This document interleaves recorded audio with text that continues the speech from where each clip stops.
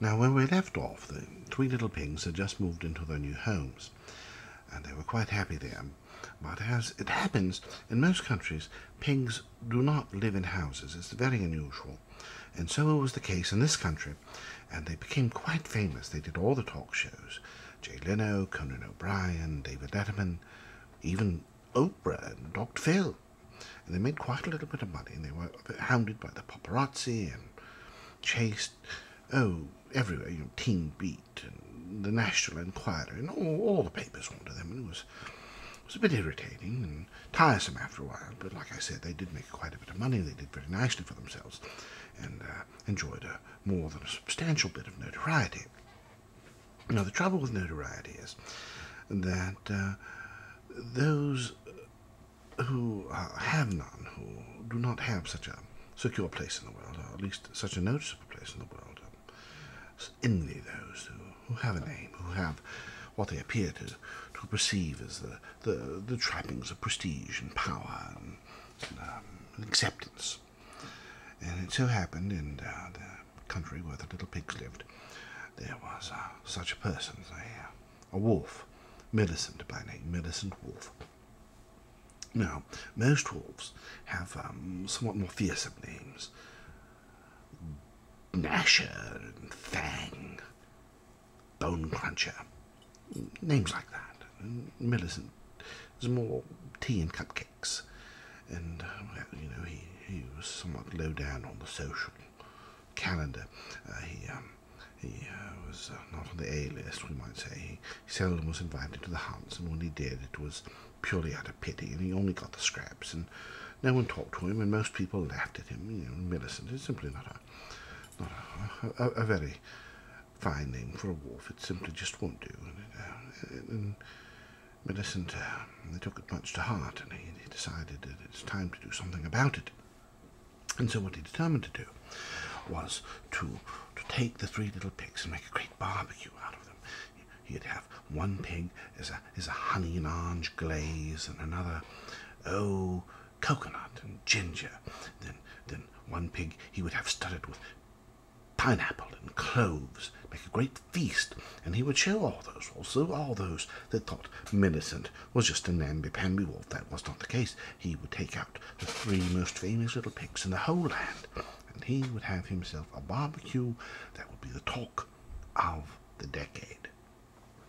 Well, so he knew what to do.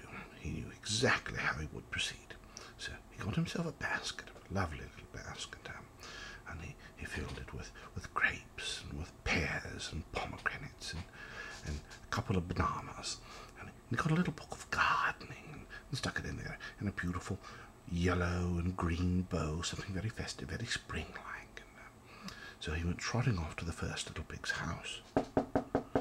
Little pig, let me in." The little pig was busy reading Pig in Sty. Well, it was simply not the most intellectual affair, but he was featured in it. And so he went to the door and looked out the peephole and saw there was a wolf standing on his doorstep with a fruit basket. Well, he may not have been the brightest of little pigs, but he certainly was not the dimmest. And he was a pig, and that was a wolf, and, you put two and two together, and soon enough you have a wolf and a pig. And so he could add well enough to see that. And he said, "Not by the hair of my chinny chin chin." And the wolf said, "Oh, I'm welcome, wagon. I've a lovely fruit basket. Open the door and I'll give it to you." And the little pig said, "Well, I'm just about to take a shower. Could you leave it on the doorstep and I'll get it later?" And the wolf, he was determined to get in, and he said, little pig, let me in. Simply must get in, let me in." The little pig became a little bit alarmed at the insistence of someone with a fruit basket trying to barge into his home. There's simply no manners in this. He said, "Not by the hair of my chinny chin chin." And he went back to pick up his Pig in Sty and to begin reading again. And the wolf said, "Well, then I'll huff, and I'll puff, and I'll blow your house in." Little pig cleared his throat. Oh, oh, oh, that's so funny. Oh, yes, go right ahead. So the wolf went ahead. He huffed, and he puffed, and then he thought better of it. This was a house made out of mud. So he dug a hole in the wall, leaped in, grabbed the little pig, swallowed him down at a gulp, and to his horror realized, well, there went his orange glazed ham. Oh, well, that'll do. He can't spoil his barbecue. He'll have to learn to control his appetites. That won't happen again. Well, fortunately for Millicent, there were 2 little pigs left, and so he grabbed his fruit basket, satiated with the first little pig, feeling not the least hungry at all, and quite happy and pleased with himself. So he trotted off to the house of the second little pig, the house made out of cabbages. Little pig, let me in. And the second little pig was busy. She was playing Monopoly. You know, when you're chased by the paparazzi so much, you don't get a lot of time for yourself. And so she loved playing games, and she was busy playing Monopoly with herself. And so she had one side of the board covered, the boardwalk and park place. She had them covered with hotels, that whole side. And she was ready to catch herself coming around the other side. And it was the other self's turn. And the anticipation was terrific. And so the wolf came knocking just at that moment. Little pig, let me in. Little pig said, go away, I'm playing Monopoly. And the little pig started shaking the dice and the strutters. Little pig, welcome wagon, I have a lovely fruit basket for you. Fruit basket? And the little pig, was a little irritated, being disturbed in a game, but fruit baskets, you don't get those every day. So she went to a window and peeped out, and there was a wolf with a fruit basket on her doorstep. Well, how do you like that? She was quite incensed. The idea of a wolf bringing her fruit simply wasn't done, wasn't polite, and especially unannounced. There's a little book there she could see sticking out. So, well, maybe it's Jehovah's Witnesses or something, just trying to trick their way into my home. So she thought better of it. Oh, no, go away. Just go away. Set the basket on the doorstep. I'll get it presently. Little pig, let me in. The little pig was quite annoyed. Not by the hair of my chinny chin. She went right back to her game. She rolled double sixes. Oh, she was so happy. 12. She went racing around the board. Pass go. Got her $200 on to Baltic. Rolled again. Went on to land on the community chest and chance, and she got very good cards. She was making lots of money. She was quite happy with herself. Well, during this occasion, this time, the wolf, Millicent, was becoming rather irritated again at being ignored and shut out. I mean, he was not going to be cruel to her. I mean, just eat her. Well, eventually, he was going to take her to his larder first, wait for a day or two till he could arrange things.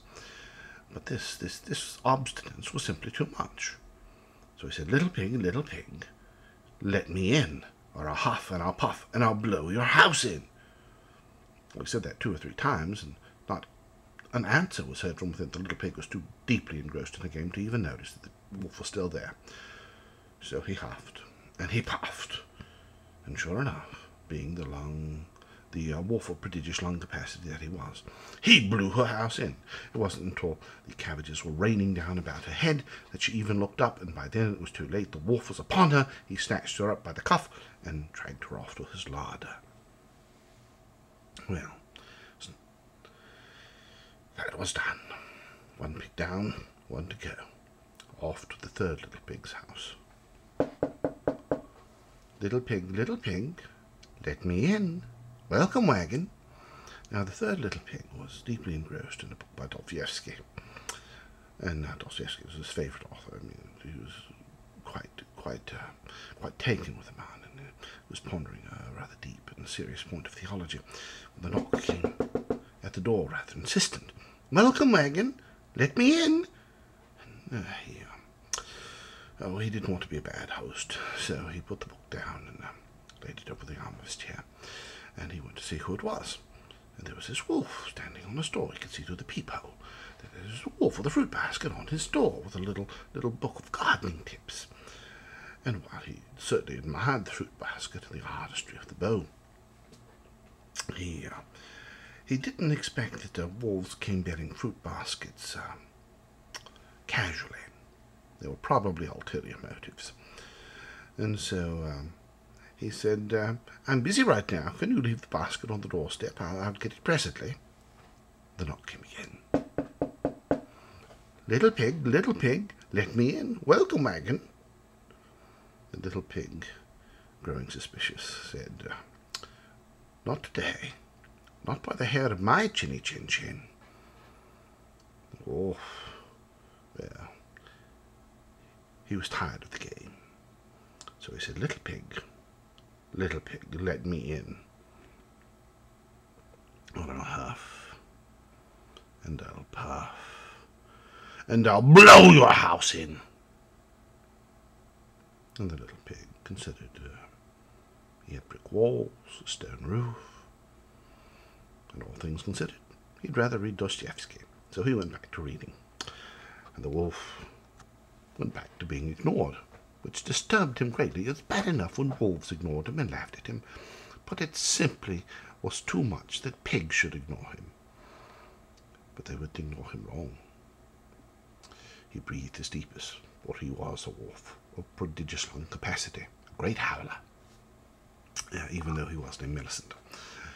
And he huffed, and he puffed, and he blew with all his might.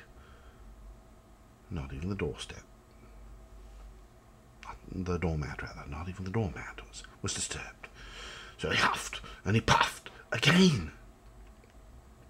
Nothing. One last time he filled his lungs as far as they could go. He stretched his chest, undid the waistband of his pants, and he huffed, and he puffed, and he puffed, and he huffed, and he blew. Not even the dust of the eaves tickled his nose. That's when he knew if he wanted this little pig, he would need another strategy. And that's what we shall pick up our story next time.